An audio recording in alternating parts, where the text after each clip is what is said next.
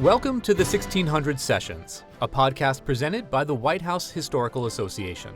In each episode, White House Historical Association President Stuart McLaurin interviews luminaries, historians, and eyewitnesses to history about America's most famous residence and office, the White House.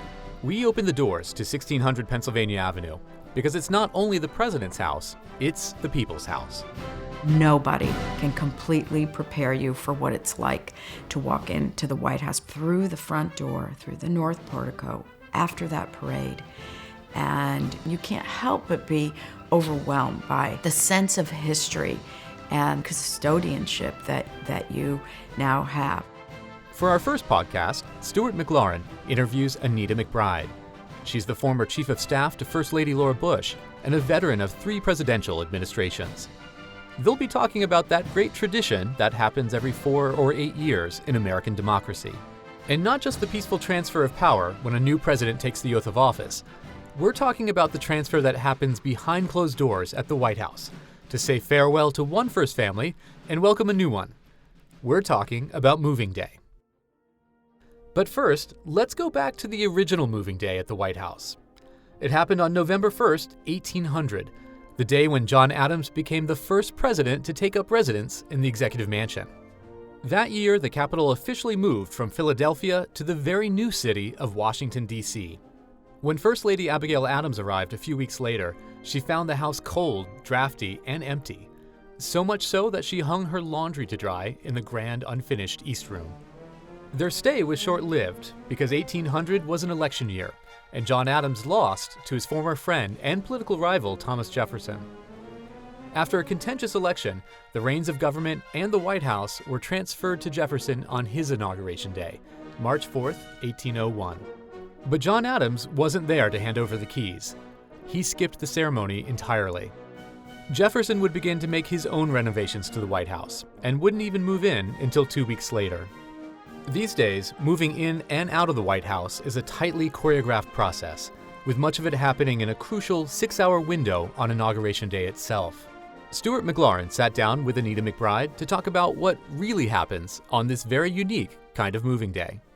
Welcome to our inaugural podcast for the 1600 Sessions. I'm Stuart McLaurin, president of the White House Historical Association, and we're here today in the association's offices on Lafayette Square, overlooking the park and across the way to the White House itself. And we're going to be talking today about important elements behind the scenes of presidential inaugurations, not what you see publicly on the camera or broadcast on television, but really what takes place out of the public eye. And we have with us today someone who knows firsthand exactly what that is like. Anita McBride has served 3 presidential administrations, Ronald Reagan, George H.W. Bush, and George W. Bush, and in each one she had a front row seat to these presidential transitions. But to us here at the association, Anita also serves on our board of directors and gives leadership to our organization and shares the insights with us on a working basis as we undertake our important work here at the White House Historical Association. So let's dive in, Anita, and talk about what goes on behind the scenes. And we can picture it as an exciting day of chaos and like an orchestrated ballet. But what is it really like to be inside when all of that is taking place? What are the emotions and what are the feelings as you've anticipated this day for weeks and all of a sudden it's happening? Well, first of all, thank you, Stuart, and thank you to the White House Historical Association. You mentioned one important word in your question, and that's emotion. There's a lot of intense activity going on all around Washington right now, but particularly at the White House. It's also an emotion-filled time for the staff of a president and vice president that will be leaving the White House, and for the executive resident staff. There is no break for them. It's a period of intense activity for them to take care of a departing first family, but also be ready immediately after noon on Inauguration Day to receive a new first family. I had a couple of emotional experiences of my own during transitions. Of course, the first White House I ever worked in was for Ronald Reagan. So what I witnessed on that morning, January 20th of 1989, was the the pictures of Ronald Reagan that were hanging in the West Wing coming off the walls, and pictures of George H.W. Bush, going up on the walls. And it was just amazing, the immediacy of it all. Fast forward to 4 years later when I was working for George H.W. Bush, and that transition, which we weren't quite prepared for, of course, because he had lost the re-election bid. I was sitting in the Roosevelt Room for a transition meeting, and the door was open, the door that's between the Roosevelt Room and the Oval Office. And what I saw walking by me as I'm sitting in this meeting is one of the big paintings from the Oval Office that George Bush had there, coming off the walls and being moved, past us and going back to the Art Museum. And it just sort of took me aback. Not only were we having these discussions about transition, but it was physically happening right in front of you, right in the president's office. Well, there are all kinds of last this and last that leading up to Inauguration Day. Right. And they're trying to cram in so much leading up to that January 20th, 12 noon. As you've observed these first families ready to exit, when do they realize this is it? Mm-hmm. This is the moment. We're leaving now. Right. Is it a week before? Is it when the moving vans pull up? Is it when that door closes behind them and they're heading up to Capitol Hill? Some of it depends on the circumstances under which they are leaving. When there's a two-term presidency, as there is with President Obama, as there was with George W. Bush and Ronald Reagan, there is more time to prepare, emotionally prepare, physically prepare for a departure. The experience, of course, of 1992, 1993, with the loss of the re-election for George H.W. Bush, it was a different set of emotions and a much more intense pace to be ready to leave.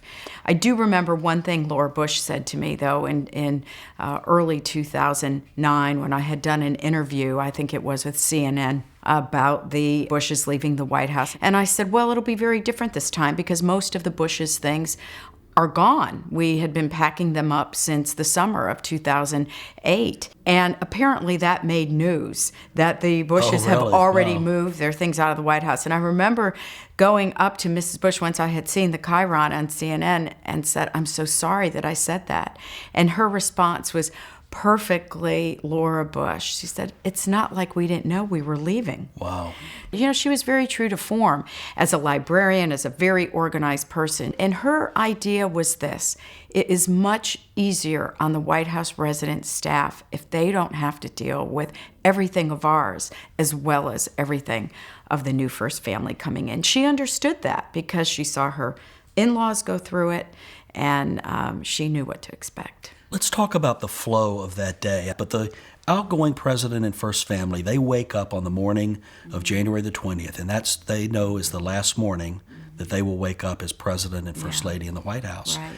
The incoming president and incoming first family, where are they and where do they stay? And what is their experience like in the day or two or three leading up to that morning of January 20th? Well, for the incoming first family, of course, it has been tradition now for over 40 years since President Carter that the first family, President and First Lady, and their family will stay at Blair House. It makes it very convenient. It's the president's guest house. It's a great opportunity for them to see what it's like for guests to stay there because they will presumably have foreign guests that they will offer Blair House to.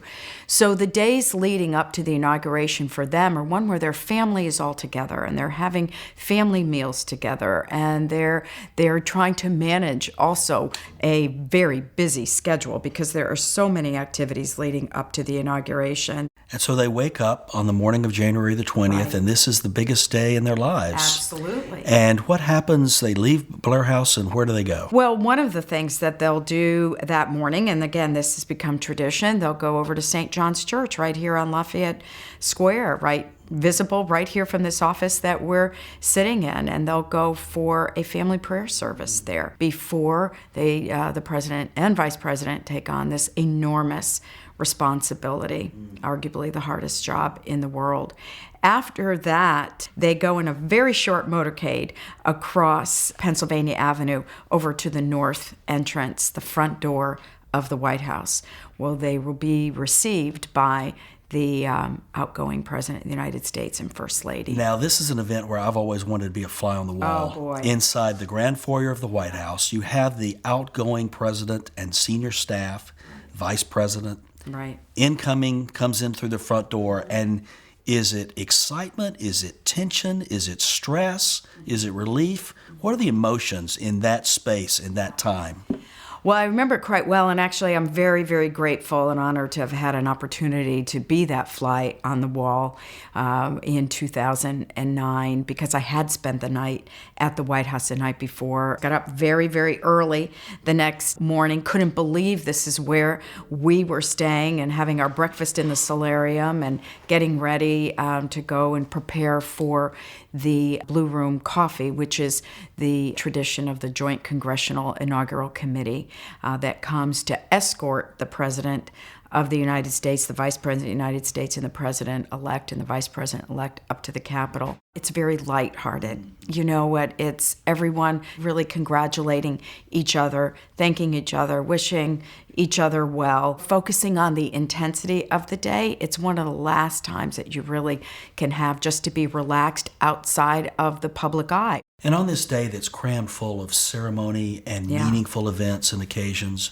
does the outgoing First Family have a moment or a way to express appreciation to that resident staff that has cared for them for 4 to 8 years? Yes. How and when does that happen?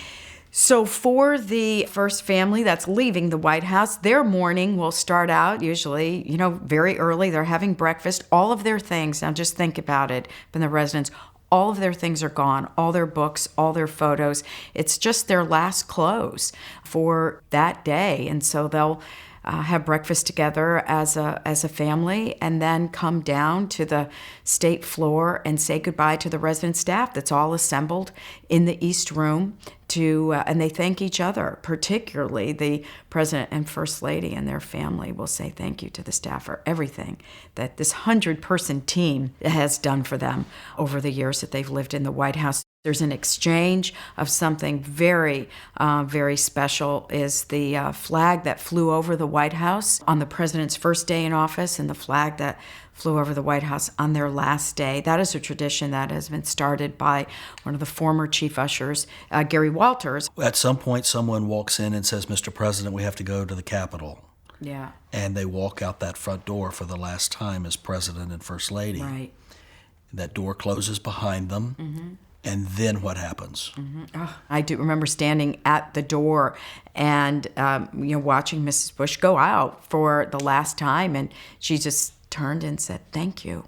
And I said, "Well, thank you." And then after they left, and the President and President-elect, then the few of us that were going from the White House scrambled to get into the cars too, so we weren't left behind in the motorcade. And the housekeepers are upstairs, and the residents are stripping beds, they're washing towels, they're remaking beds, they're cleaning up from the breakfast that the outgoing First Family has had. I mean, everybody has an assignment. And the clock is ticking, because about 11 o'clock, they leave the White House, heading to the Capitol. 15, that's right. The swearing-in will take place. Mm-hmm. The congressional luncheon will take place. Right. The parade will happen. Right. The President, First Lady, and their party will come back and be in the reviewing stand on Pennsylvania Avenue. So there's 5 or 6 hours is a very short window for the White House to be transformed. That's right. From one family to another. Right. Who's in charge of that? Who orchestrates it? And who are the players in that organized chaos that takes place in 5 or 6 hours? Well, the White House chief usher, the head of the residence, of course, will have a master plan, and the operations folks that will be moving boxes out will be ready to receive the truck that's coming with all of the belongings of the new First Family, where there already would have been conversations that would have taken place prior to Inauguration Day with the chief usher and representatives of the new First Family, where things should be placed, so that when the new First Family comes in to the White House after the inaugural parade, they're walking into their home now. They would have made selections working with the chefs and the pastry chefs. They would have made selections on what foods they want to have there. Is there going to be a reception of some of your friends and family that are going to come in with you from the inaugural parade that presumably are on your reviewing stand? Who is going to stay overnight that night at the White House? The housekeepers will be making the beds for those people, and so everyone will know where they need to go when they come in from the parade. Generally, there is a 5 to 6 hour period. This inauguration, that period of time will be even shorter because the parade is not quite as long. So the resident staff is losing a couple of hours in order to be prepared. But they know what they're doing. Every corner of the White House residence will have a resident staff member working on it, being ready. How do they begin that immediately functioning in a new space? And not only on the living side, but on the governing side and running the country side. That's right. Tell us a little bit about what that immediate transition is like. Well, these are the two things that are going on at the same time, right? The governing part simultaneously over in the West Wing and the Eisenhower Executive Office building, the whole team of GSA people are cleaning up, preparing desks, putting out computers, putting even pencils and pads and things for the new staff, some of which will be starting right on January 20th. So there's a whole function going on over there to prepare for the governing side. Also, to prepare the Oval Office. I mean, that's responsibility that the curator has, and again, working with the incoming president's representatives on what he wants hung in the Oval Office. He is governing on day one. On paper, it looks great. It'll be a bunch of chaos and nervousness, and of course, new people aren't going to know sort of where to go. But it all works. And this anticipation begins months earlier. Sure. When the new incoming First Lady arrives to be greeted by the outgoing First Lady. Right. And you were involved with and present for Mrs. Bush and Mrs. Obama Yes, when I that was. conversation took place. Give us some insights into that and the dynamic of that as mom to mom, wife to wife. Right. Mrs. Obama came at the invitation of Laura Bush. And they did have, exactly as you say, a conversation as mother to mother, woman to woman, about what this is like living in the White House. And she could see that Mrs. Obama was most concerned about her girls and what their life would be like in the White House. So she did something very special, Laura Bush did, and she invited her back to come a second time, to come with her mother, who would now be living at the White House, Mrs. Robinson, and to bring the girls so that they could see the rooms that they were going to be living in. And Laura Bush invited her own daughters to come down. Jenna was living in Baltimore, Barbara was living in New York, and told them to come down and to meet Malia and Sasha and take them through the White House to see it in a way that no one else could really explain it to them. And I remember seeing those two young girls walk through the diplomatic reception room doors and having Jenna and Barbara welcome them at the door, taking them upstairs to see their rooms, to take them up on the third floor, to see the solarium, to slide down the banister in your stocking feet that little kids love to do. And then the beautiful letter that Barbara and Jenna left for the girls in January of 2009 to give them a little bit of preparation of coming into the White House. The relationship between children and first families is a very unique club, and it's a bond that all of them share. I've heard Mrs. Obama say that one of the concerns that she had as a mom was, would she be moving her family into a museum? Right. But then you get on that elevator and you go upstairs and those doors open, and she says that felt like home. It's your home. So how does the resident staff make a new first family feel at home, whether you're moving from a governor's mansion like the Clintons did, or you're moving from a Trump Tower in New York? Right. How do they get in tune with these new clients of theirs and care for them and make them feel at home? Well, some of it, of course, but they're getting, the resident staff and the chief usher is getting some information about the first family prior to them ever showing up. Things that they like to eat, even sheets that they like to sleep on, towels that they like to use. The resident staff is very, familiar with what a typical schedule might be for a president, certainly. Of course, it's going to be a little different this time because Mrs. Trump is not coming down to Washington right away. And so the resident staff will have to adapt, to that circumstance as well. They are singularly focused on one thing. These are career people. They serve president to president to president. Absolutely. And many have been there for 20, 30 years. Exactly. They have been there for many years. They've taken care of the pets of many first families. They have cooked for other first families. They're very keen and sensitive to what the lifestyle is of each new occupant, and they are known of being loyal and discreet and willing to and able to pivot and adapt to the likes and dislikes of a new first family. And again, the chief usher really needs to set the tone for that as well. Well, we've used some terms that may not be household terms to a lot of people listening. What is a chief usher? Right. And what are some of these other roles that are in the White House matrix, if you will, that make this move-in operation happen and then that manage the household on a day-to-day basis? Well, the chief usher, think of it as, the manager of the most important historical home in the world. And almost like a general manager of a hotel. Absolutely. They are sort of running it part as hotel, part of museum, part of office of the leader of the free world. I mean, think about that level of responsibility. They have to balance all of those balls, and consequently, so does everybody under their command, which is an army of people that we all wish we had in our house: our own electricians, our own plumbers, our own chefs, our own curator. Well, we've talked about the necessary things in getting one ready for an event, but what about the place, the feel of the place, making this home? How much does a first family get to change about the residents upstairs where they live? And something we're very involved with our work at the White House Historical Association, changes in the impact and the legacy of a first family on the state floor of the White House. For the private residence or the private apartment, they have a lot of discretion there to make that their home. There is a vast White House collection of furniture and, of course, art and collectibles and things that belong to the White House collection that are maintained off-site, that the curator has a great inventory of, that the first family can draw from that if they want to. Can they bring put their up own in the furniture? residence. They can bring their own furniture if they want to bring their own furniture.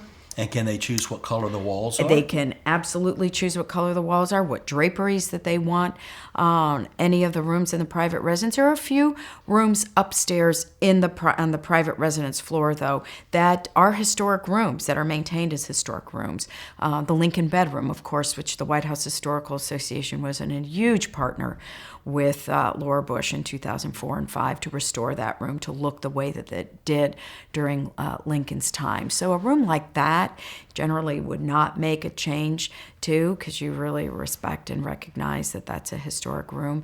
Right across the hall from the Lincoln bedroom, of course, is what we refer to as the Queen's bedroom, and that has a lot of historic furniture and historic meaning. Many queens have slept in there, and that's why it's called that. And a little sitting room that's off that Queen's bedroom that we refer to as a Jackie Kennedy sitting room. It's fabrics and things the way she decorated it in the 60s. Laura Bush took pains to restore it that way. So those tend to be left alone in their historic nature. But the other rooms on that floor certainly are at the discretion of the first family. And then there's also a third floor, which is, has a gym, and it has a billiard room, and it has bedrooms, and those can be decorated in a way that you want, where your guests, your family, your friends are going to stay there over the next 4 or 8 years that you're there.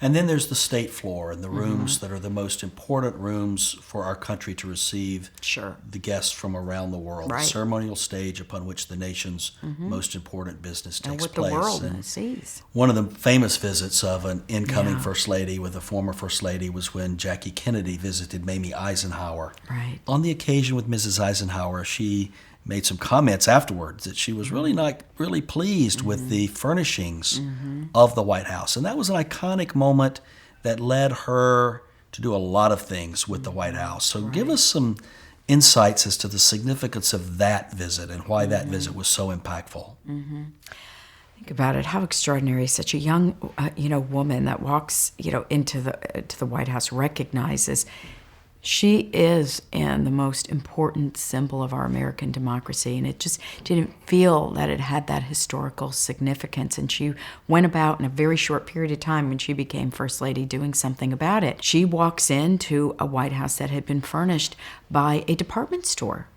Because of the major renovation that happened during the Truman administration, everything that was purchased from the B. Altman Company. So it wasn't the historic furnishings that we think of, that we know of today. And in that short period of time, she put together a group of experts from around, the country that can work with her to identify and also put a plan in place to restore the White House to the historical significance that it should have. Find the artifacts, create a permanent institution that will always be there to acquire, to handle the acquisitions, and an endowment for such. And in that short period of time, before she could do that, walk and talk with the country in 1962 in that CBS special, and show the American people just the reverence that she and President Kennedy had for history, and that this was the people's house. And she felt it was a shame that the historic furnishings are not there, and she brought those back. One of the most interesting things about that, too, though, is there was a concern on the part of the West Wing and the president's team that it was going to look as though, they were spending too much money, and that it was being very high society and would not connect with the American people, that they would feel that it was somehow above them in some way. And it had the absolute opposite effect. It opened up the White House to the Americans, to so many who would never see the White House personally, but they got to see it through her eyes and her reverence for our history. And that is one of the most extraordinary, lasting legacies of any First Lady, is what Jackie Kennedy did for our country. How does a new president and First Lady get a sense of their place in history and their connection to this continuity of those who've gone before them for 217 years now? And now they're the temporary caretaker of this rich repository of American history. How do they embrace that, understand it, and then care for that? Well, I think it hits you the minute that you're walking into the state floor, through the front door, through the north portico, after that parade. And immediately, what do you see on either side? You see the portraits of the people that came before you. In the East Room, you see the portraits of the first two, right? Martha Washington and George Washington. You can't help but be overwhelmed by the sense of history and the part of the continuum that you are so privileged to be, the custodianship that you now have. I'd like to close our conversation by talking a little bit about legacy of the moment, and legacy of this time where you've had custody of the house and all that it represents. I know that there's a custom of the president leaving a note for his successor in the desk in the Oval Office, but are there other customs like that from staff to staff and First Lady to First Lady that are little winks of continuity between these people who hold very unique roles in our country and in the world?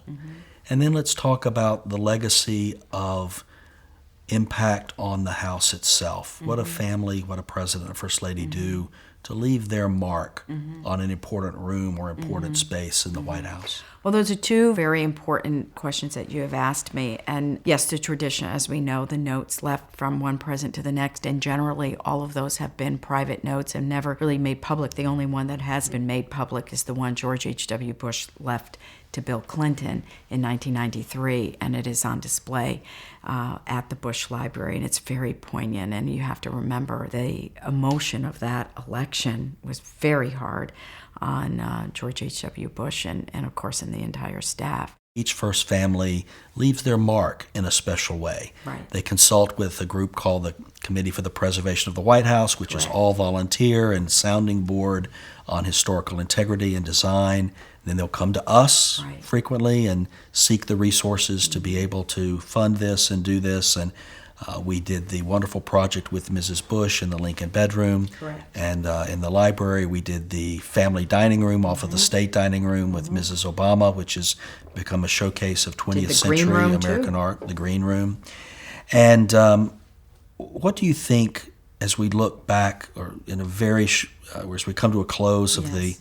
Obama term and into the Trump term, what are the legacies of this outgoing White House on the House?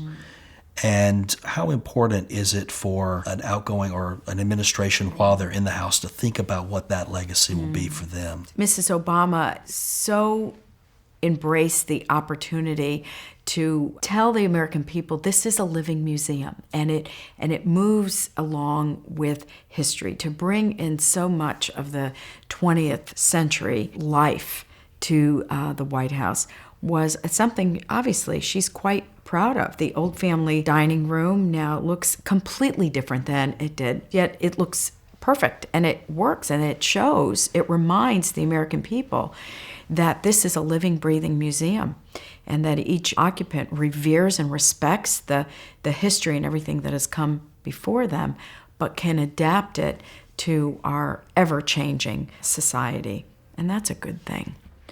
One of the greatest things about the White House is that the political representatives will come and go, and so will the political staff. But there's an institution of the presidency and of the White House that is always there, that provides the continuity of service to every president of the United States. That gives me, someone who's witnessed it multiple times, the comfort of knowing that there is that continuity. Well, thank you, Anita, for sharing your experiences with us today, and thank you for the service that you've given to our country and to your years at the White House and serving 3 American presidents. Thank you. You've been listening to the first episode of the 1600 Sessions. This podcast is presented by the White House Historical Association and produced by Long Story Short Media. You can subscribe or download new episodes at the1600sessions.org. And in the meantime, you can learn more about the White House and its history at whitehousehistory.org. Thanks again to Anita McBride, and thank you to the Marine Band Library. The U.S. Marine Band has performed for presidents at the White House since 1801, and they provided the music for this podcast.